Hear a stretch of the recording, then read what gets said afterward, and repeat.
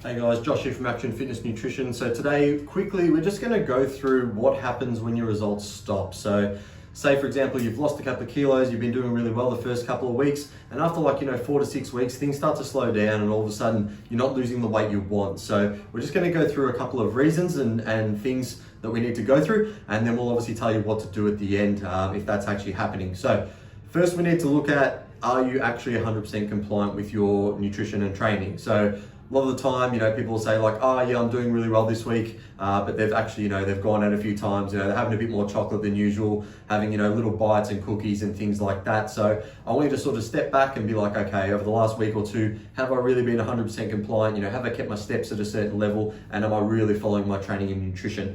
If you have, awesome, we can go into this next step. But if not, that's the first thing I'm looking at. And 90% of the time, unfortunately, that's just what happens. You just eat a few too many calories and that's okay. Jump back on next week and really look at being super compliant. So once you are, then you probably start losing straight away again. And a lot of the time, you probably don't need to change your calories or anything like that straight away.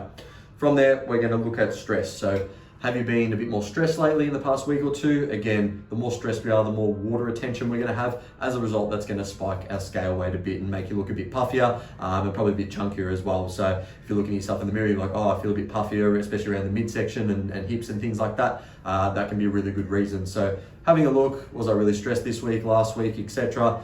Doing a couple of things, like we said, meditation, de-stressing, going for walks, doing more things you enjoy.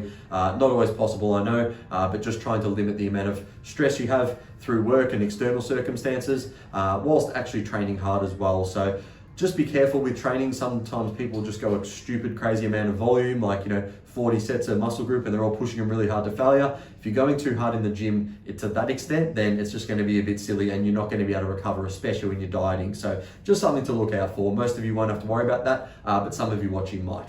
From there, we're going to go into diet breaks. So a diet break is basically just bringing your calories back up to a baseline level where you're not gaining or losing any body fat. You're just at maintenance, which is where the body likes to be. So if you've been dieting for a long time, say 12 weeks plus, I'd probably have a look at potentially, if you've been really compliant, potentially a diet break, which is again, just bringing those calories back up. You might find your sleep starting to suffer a bit, you're feeling more lethargic, all those sort of things are starting to take over from that deficit, and you can just bring them back up for, maybe 3 days up to 2 weeks, see how you feel. As soon as you start feeling good again, cool, you can drop back down into that deficit, and then the chances are the weight will probably start falling off you again. Again, individualized per person, but that can be a really good strategy you can use when you feel like the weight's not budging. Go into a diet break, relax, use the extra calories to push hard in your training, then drop back down and see what happens. After all those things we've talked about, now we can talk about, okay, are we either gonna do either one of two things, or we can do a combination. So we can increase our steps or our activity levels.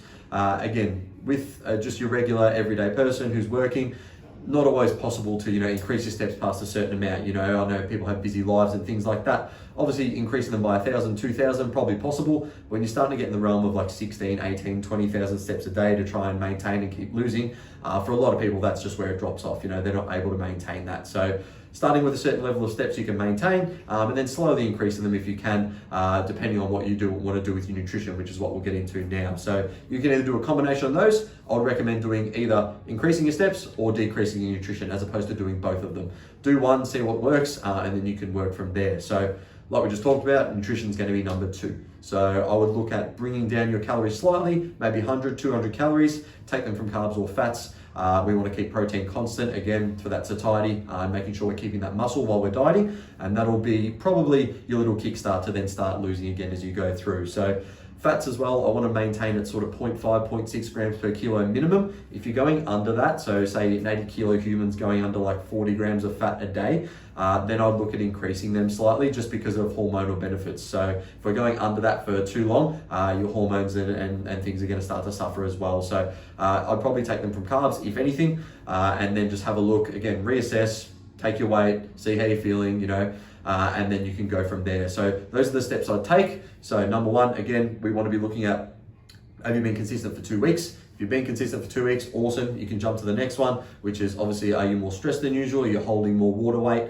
Once you've done that, again, we can go to a diet break, bring your calories up for, between 3 days, 2 weeks, give your body a bit of a break, and then drop back down into the deficit. And of course, number 4, if things aren't moving, now might be the time to change, either increasing that activity level slightly or decreasing those calories slightly. So implement those 4 tips in if you're ever stuck in a rut with your results, and you'll be able to straight away see an improvement, and you'll be able to get further and better body composition results.